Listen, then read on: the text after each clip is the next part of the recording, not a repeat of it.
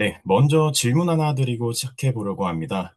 기업 내부에 침입한 해커가 잡히기까지의 기간 얼마나 걸리시는지 혹시 아시나요? 하루? 한 달? 아닙니다. IDS 자료에 따르면 평균 200일이 넘게 소요된다고 합니다. 그 결과 전 세계적으로 유출된 개인정보의 수는 이미 인류의 인구수를 넘어 100억 건을 넘어섰습니다. 그렇다면 국내외 최고 수준의 보안 인프라를 갖춘 기업들이 왜 이토록 해커를 잡는 데 어려워할까요? 여러 이유 중 하나는 쿠버네티스 내에는 계층이 나뉘어져 있어 로그가 파편화되어 있기 때문인데요. 자세하게는 설명드리기 전에 각 계층을 건물에 들어오는 사람에 비유하여 짧게 설명드리고 넘어가 보겠습니다. 처음은 와프, 보안 탐색대입니다.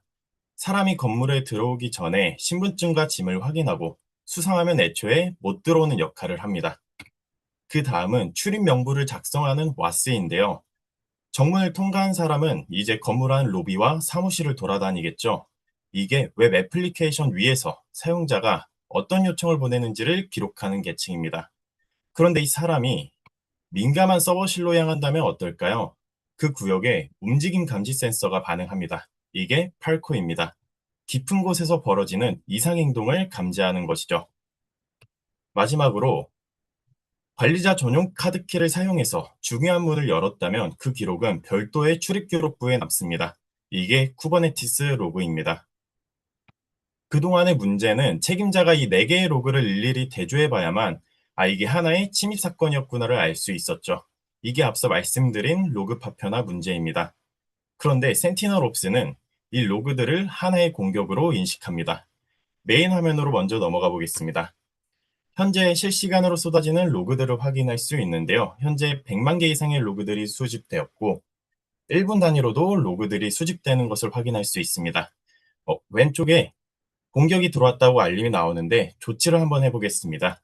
여기서는 탐지된 공격들을 모두 확인할 수 있는데요. 공격 스토리라인까지 확인할 수 있네요. 그리고 조사 시작을 누르고 조사 완료를 누르면 어떤 조치를 했는지 기록을 할 수 있습니다.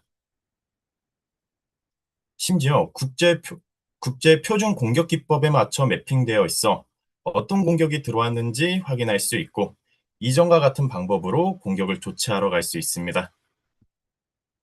또한 로그들의 수집 상황을 확인할 수 있으면서 어드민 페이지에서는 대상 웹사이트를 여러 개 추가하여 관찰 웹사이트를 여러 개 늘릴 수 있도록 설계하였습니다.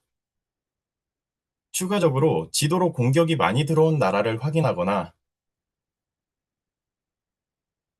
직접 대시보드를 커스텀하여 사용자가 나만의 대시보드를 만들어 사용할 수 있도록 하였습니다. 그렇다면 어떤 기술들로 이렇게 공격들을 탐지하는 걸까요?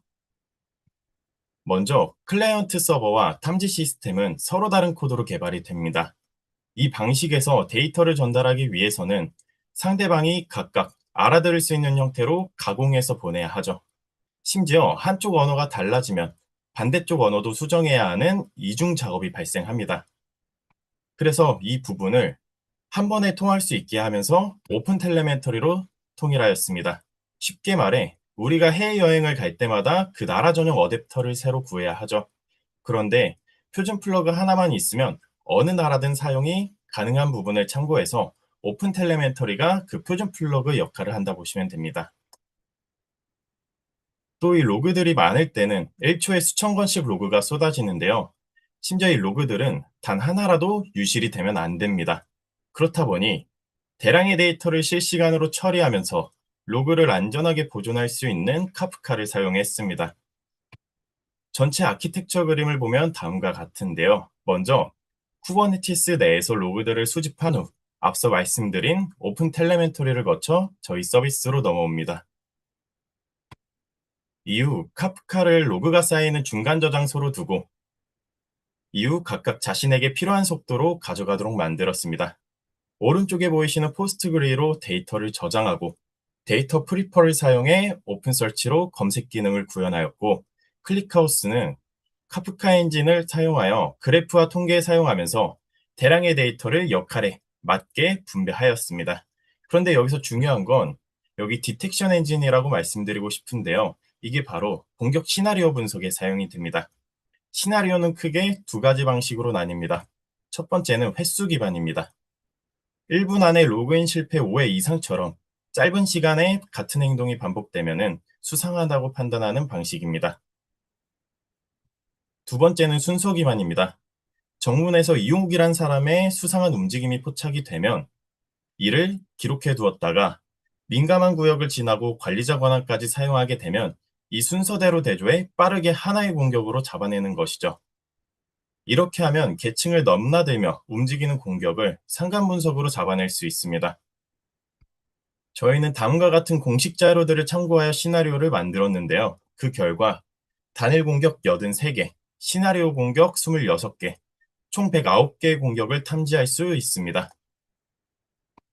이렇게 완성한 상관분석 시나리오로 저희가 직접 만든 공격 생성기로도 테스트를 완료하였고, 시중에 나와 있는 외부 공격 생성기 3개, 외부의 공격 생성기 3개로도 테스트를 하여 검증을 마쳤습니다.